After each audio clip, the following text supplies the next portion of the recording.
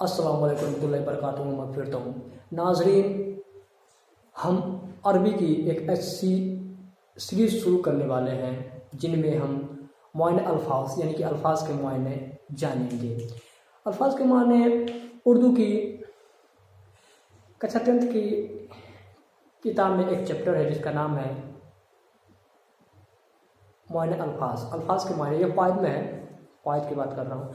और मैं बता दूं कि अपन उर्दू करेंगे, क्या करेंगे, उर्दू पढ़ेंगे, लेकिन उर्दू कोई भाषा नहीं है।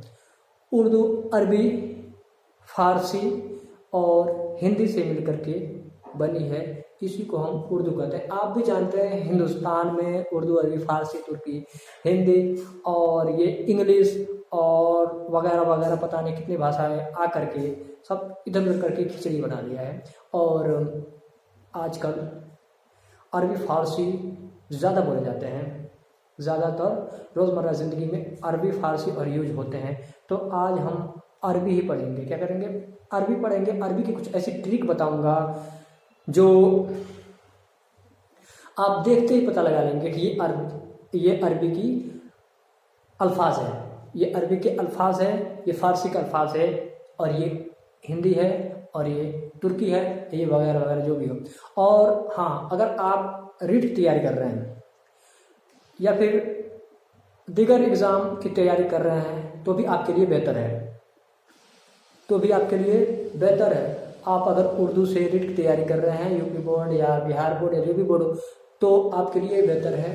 आप मायने अल्फाज जान जाएंगे तो आपका एक चैप्टर कंप्लीट हो जाएगा। और इंशाअल्लाह मेरी एक कोशिश रहेगी कि आगे भी जितनी वीडियो बनाऊं, मैं इस मायने अल्फाज को जब तक पूरा न कर लूँ, यानी कि कम से कम ऑलमोस्ट 300 वर्ड में आपको बताऊंगा, सिर्फ और सिर्फ अरबी, और सिर्फ अरबी की एक ट्रिक, सिर्फ एक ट्रिक। वैसे ट्रिक तो 3-4 होते हैं अरबी के अल्फाजों का निकालने का तरीका, लेकिन मैं एक ही ट्रिक अभी चल रहा हूँ। और वो ट्रिक ये है कि जिस अल्फाज के लास्ट में यानी कि आखिर में, जिस अल्फाज के आखिर में तो आ जाए, क्या है, तो।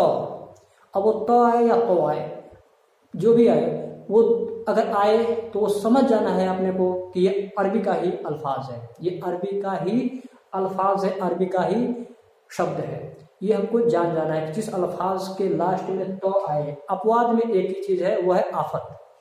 अपवाद में क्या है, आफत। आफत अरबी अल्फाज नहीं है, आफत फारसी है। ठीक, आफत को छोड़ करके 3 हुरूफी, 4 हुरूफी, 5 हुरूफी और इसके ऊपर जितने हुरूफी अगर इनमें आए तो वो अरबी के है, पक्का है। लेकिन 2 हुरूफी में हम नहीं कह सकते कि वो अल्फाज 2 हुरूफी में अरबी है या फारसी है। अरबी भी हो सकता है, फारसी भी हो सकता है, इसमें पक्का नहीं है। लेकिन 3 हुरूफी, 4 हुरूफी और 5 हुरूफी में पक्का है, और अपवाद एक ही है, आफत। तो आपको पहला ट्रिक मालूम हो गया कि जिसके आखिर में, लास्ट में तो आ जाए, वो अरबी का ही अल्फाज है। आइए जिससे हम पता करते हैं कि पहला अल्फाज लेकर चलते हैं, अदालत। तो अदालत में देखिए लास्ट में क्या आ रहा है, तो। अदालत में लास्ट में तो आ रहा है, तो ये पक्का है कि ये अरबी अल्फाज है, ये अरबी शब्द है। तो अरबी शब्द है और अदालत का मतलब कोर्ट होता है, आप जाहिर सी बात है कि आप जानते हैं।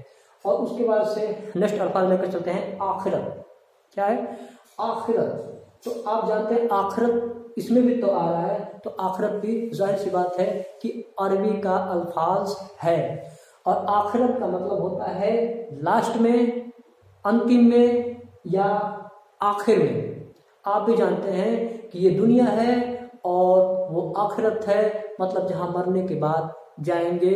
और हर मोमिन को ये यकीन होना चाहिए कि खुदा व तआला आखिरत में दोबारा जिंदा करेगा। ठीक, तो ये आखिरत आप समझ गए। उसके बाद से नेक्स्ट जो अल्फाज है वो है इनायत। क्या है, इनायत। इनायत में भी देखिए लास्ट में तो आ रहा है, तो जाहिर सी बात है हम देखते ही जब अपना ऑब्जेक्टिव क्वेश्चन आएगा रीड के एग्जाम में, तो हम तुरंत लगा देंगे देखते ही कि ये अरबी का अल्फाज है। लास्ट में तो आ रहा है, ये ट्रिक है। इस ट्रिक से आप 300 वर्ड तैयार कर सकते हैं अगर आप मेरे वीडियो देखें तो।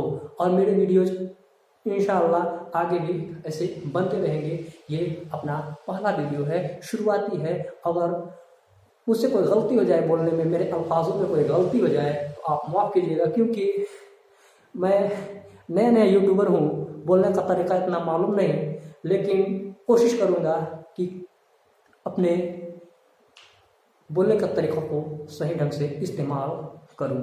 और ज़्यादातर आप भी कोशिश कीजिए कि आपका डिक्शन सही हो, क्योंकि इस डिक्शन की ज़रूरत हर मुकाम पर पड़ती है। जब हमें 100 आदमियों 1000 आदमियों के बीच में बोलना पड़ता है तो वहाँ पे भी डिक्शन की ज़रूरत पड़ती है। जब अगर इंडस्ट्री से रिलेटेड अगर कोई चीज़ हो वहाँ पे भी हमको डिक्शन की ज़रूरत पड़ती है। हम पत्रकार बनना चाहते हैं, वहाँ पे डिक्शन की ज़रूरत पड़ती है। यानी कि ऐसा काम करना चाहते हैं कि दुनिया देखे, वहाँ पर डिक्शन की ज़रूरत पड़ती है। बिना डिक्शन के, बिना सही अल्फाज के, बिना सही लफ्ज़ के हम कहीं बोल नहीं पाएंगे। ठीक है, तो सबसे ज़रूरी हमारा क्या है? डिक्शन। हम अपने अल्फाज को सुधारें कि हमको कहाँ पे क को क बोलना है, कहाँ पे ख को ख बोलना है, कहाँ पे ग को ग बोलना है, और क्या है ज और ज। तो आप भी डिक्शन को सुधार लें। ठीक है, अब नेक्स्ट अल्फाज लेकर चलते हैं क़यामत। क़यामत, क़यामत से आप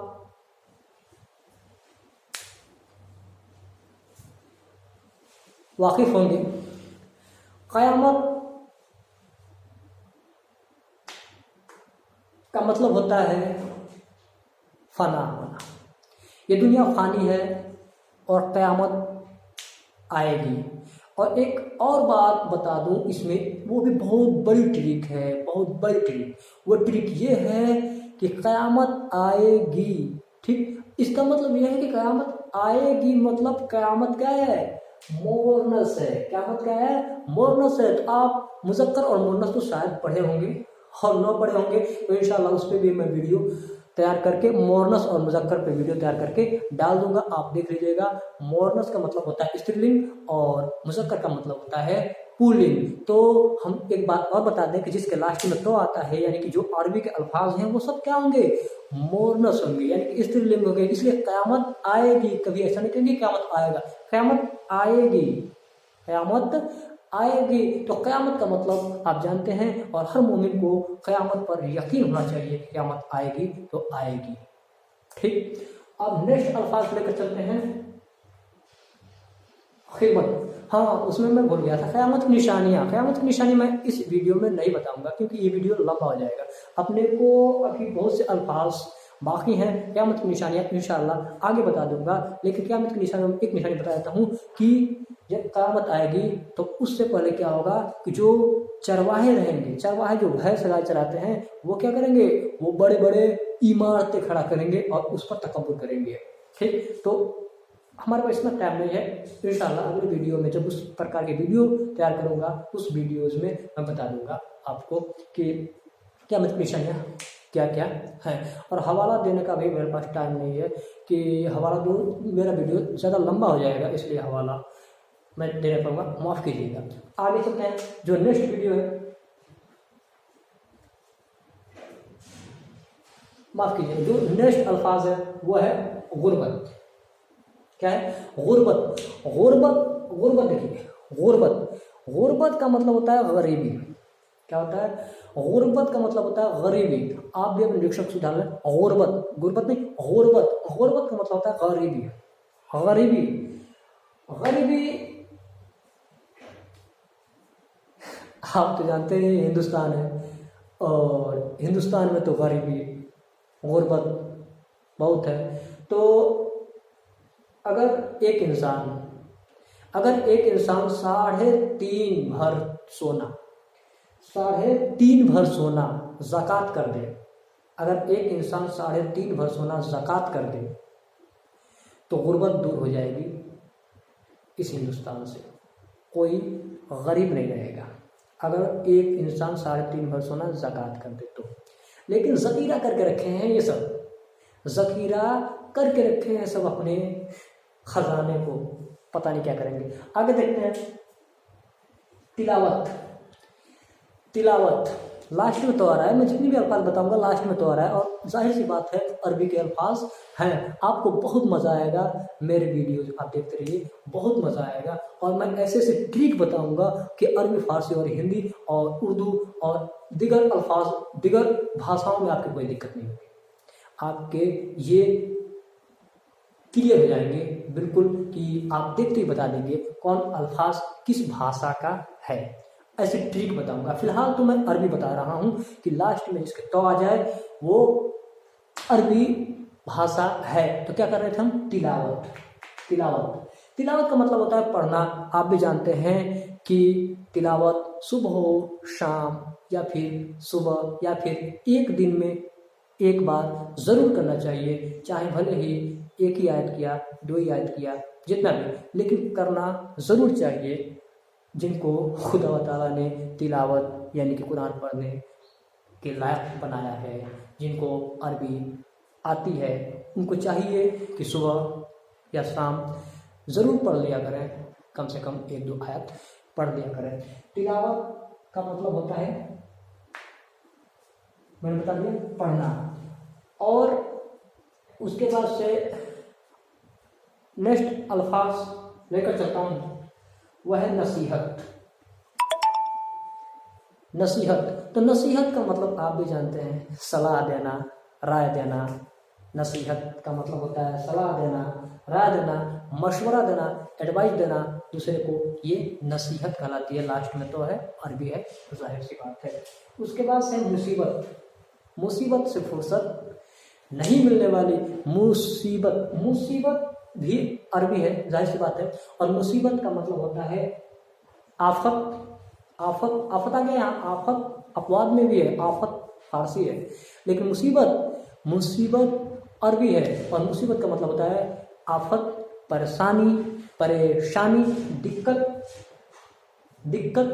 और एक और बात बता दूं, इस मुसीबत, जब इंसान के ऊपर मुसीबत पड़ती है तो अल्लाह व ताला सब्र और सुकून, ये 2 चीज़ बनाई है, सब्र और सुकून। इंसान के ऊपर जब मुसीबत पड़ती है तो अल्लाह ताला सब्र और सुकून देता है, जिससे कि उसके अंदर सब्र और सुकून होता है और वो अपने आप को इख्तियार में कर लेता है। चाहे कितनी बड़ी मुसीबत हो, चाहे उसका जवान लड़का मर जाए, या फिर चाहे कोई भी बड़ी मुसीबत हो, चाहे उसके पूरे जो उसने गंदुम पैदा किए हैं अगर जल जाए, तो भी उसको अल्लाह ताला ने सब्र व सुकून उसके अंदर डाल देता है।